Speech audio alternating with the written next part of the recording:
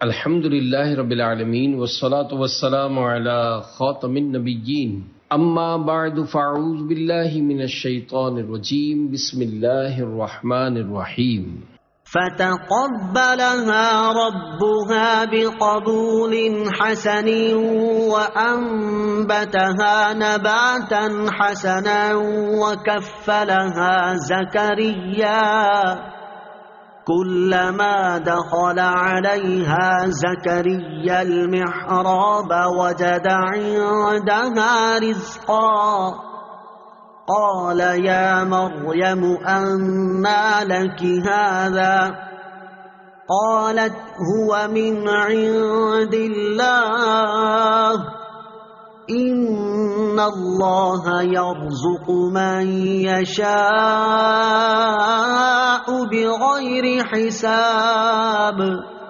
ترجمہ: تو اس کے رب نے اسے اچھی طرح قبول کیا اور اسے خوب پروان چڑھایا اور زکریا کو اس کا نگہبان بنا دیا۔ جب کبھی زکریا اس کے پاس اس کی نماز پڑھنے کی جگہ جاتے تو اس کے پاس پھل پاتے۔ زکریا نے سوال کیا، اے مریم، یہ تمہارے پاس کہاں سے آتا ہے؟ انہوں نے جواب دیا، یہ اللہ کی طرف سے ہے، بے شک اللہ جسے چاہتا ہے بے شمار رزق عطا فرماتا ہے۔ فتقبلها ربها بقبول حسن، تو اس کے رب نے اسے اچھی طرح قبول کیا۔ اللہ تعالیٰ نے نظر میں لڑکے کی جگہ حضرت مریم رضی اللہ تعالی عنہا کو قبول فرما لیا اور انہیں احسن انداز میں پروان چڑھایا۔ حضرت مریم رضی اللہ تعالی عنہا دوسرے بچوں کی بنسبت بہت تیزی کے ساتھ بڑھتی رہیں۔ حضرت حنا رضی اللہ تعالی عنہا نے ولادت کے بعد حضرت مریم کو ایک کپڑے میں لپیٹ کر بیت المقدس کے علماء کے سامنے پیش کر دیا تاکہ وہ انہیں اپنی کفالت میں لے لیں۔ ان علماء کو بہت معزز شمار کیا جاتا تھا اور یہ علماء حضرت ہارون علیہ نبینا علیہ الصلوۃ والسلام کی اولاد میں سے تھے اور بیت المقدس کی خدمت پر مقرر تھے۔ چونکہ حضرت مریم رضی اللہ تعالی عنہا حضرت عمران کی بیٹی تھی جو ان علماء میں ممتاز تھے اور ان کا خاندان بھی بنی اسرائیل میں بہت اعلیٰ اور صاحب علم خاندان تھا، اس لیے ان سب علماء نے جن کی تعداد 27 تھی حضرت مریم کو اپنی پرورش میں لینے میں رغبت ظاہر کی۔ حضرت زکریا علیہ نبینا علیہ الصلوۃ والسلام نے فرمایا کہ میں ان کا سب سے زیادہ حقدار ہوں کیونکہ میرے گھر میں ان کی خالہ ہیں۔ معاملہ اس پر ختم ہوا کہ قرعہ اندازی کی جائے، چنانچہ قرعہ حضرت زکریا علیہ نبینا علیہ الصلوۃ والسلام ہی کے نام پر نکلا اور یوں حضرت مریم رضی اللہ تعالی عنہا حضرت زکریا کی کفالت میں چلی گئیں۔ وجد عندها رزقا، ان کے پاس نیا پھل پاتے۔ اللہ تعالیٰ نے حضرت مریم رضی اللہ تعالی عنہا کو بہت عظمت عطا فرمائی۔ آپ کے پاس بے موسم کے پھل آتے جو جنت سے اترتے اور حضرت مریم رضی اللہ تعالی عنہا نے کسی عورت کا دودھ نہ پیا۔ جب حضرت زکریا علیہ نبینا علیہ الصلوۃ والسلام حضرت مریم کے پاس جاتے تو وہاں بے موسم کے پھل پاتے۔ ایک مرتبہ آپ علیہ الصلوۃ والسلام نے حضرت مریم سے سوال کیا کہ یہ پھل تمہارے پاس کہاں سے آتا ہے؟ تو حضرت مریم رضی اللہ تعالی عنہا نے بچپن کی عمر میں جواب دیا کہ یہ اللہ کی طرف سے ہے۔ حضرت مریم نے یہ کلام اس وقت کیا جب وہ پالنے یعنی جھولے میں پرورش پا رہی تھی، جیسا کہ ان کے فرزند حضرت عیسیٰ علیہ الصلوۃ والسلام نے اسی حال میں کلام فرمایا۔ حضرت زکریا علیہ الصلوۃ والسلام نے جب یہ دیکھا تو خیال فرمایا، جو پاک ذات حضرت مریم کو بے وقت بے موسم اور بغیر ظاہری سبب کے میوہ عطا فرمانے پر قادر ہے، وہ بے شک اس پر بھی قادر ہے کہ میری بانجھ بیوی کو نئی تندرستی دے دے اور مجھے اس بڑھاپے کی عمر میں اولاد کی امید ختم ہو جانے کے بعد فرزند عطا فرما دے۔ اس خیال سے آپ علیہ الصلوۃ والسلام نے دعا کی جس کا اگلی آیت میں بیان ہے۔ یہ واقعہ مزید تفصیل کے ساتھ سورہ مریم آیت نمبر 2 تا 15 میں مذکور ہے۔ مذکورہ بالا آیت سے اولیاء کرام رحمت اللہ تعالی علیہم کی کرامات بھی ثابت ہوتی ہیں کہ اللہ تعالیٰ ان کے ہاتھوں پر خوارق یعنی خلاف عادت چیزیں ظاہر فرماتا ہے۔ هنالك دعا زكريا ربه قال رب هب لي من لدنك ذرية طيبة إنك سميع الدعاء۔ ترجمہ: وہیں زکریا نے اپنے رب سے دعا مانگی، عرض کی، اے میرے رب مجھے اپنی بارگاہ سے پاکیزہ اولاد عطا فرما، بے شک تو ہی دعا سننے والا ہے۔ ہنالک دعا زکریا ربہ، وہیں زکریا نے اپنے رب سے دعا مانگی۔ حضرت زکریا علیہ نبینا علیہ الصلوۃ والسلام نے جب اس جگہ پر اللہ تعالیٰ کی کرم نوازی دیکھی تو وہیں یعنی بیت المقدس کی محراب میں دروازے بند کر کے پاکیزہ اولاد کی دعا مانگی۔ آیت ہنالک دعا زکریا ربہ سے حاصل ہونے والے نکات۔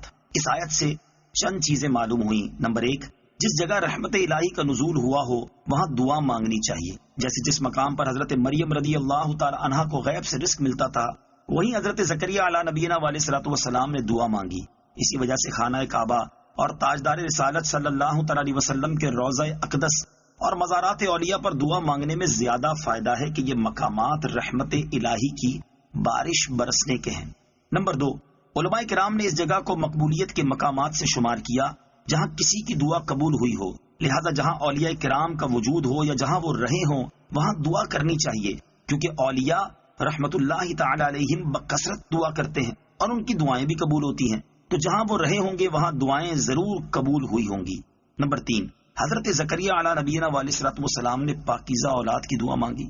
معلوم ہوا کہ صرف اولاد کی دعا نہیں کرنی چاہیے کہ اولاد تو زبردست آزمائش بھی بن سکتی ہے، لہذا پاکیزہ کردار و عمل والی اولاد کی دعا کرنی چاہیے تاکہ اس سے دنیا و آخرت کا سکھ ملے۔ فنادته الملائكة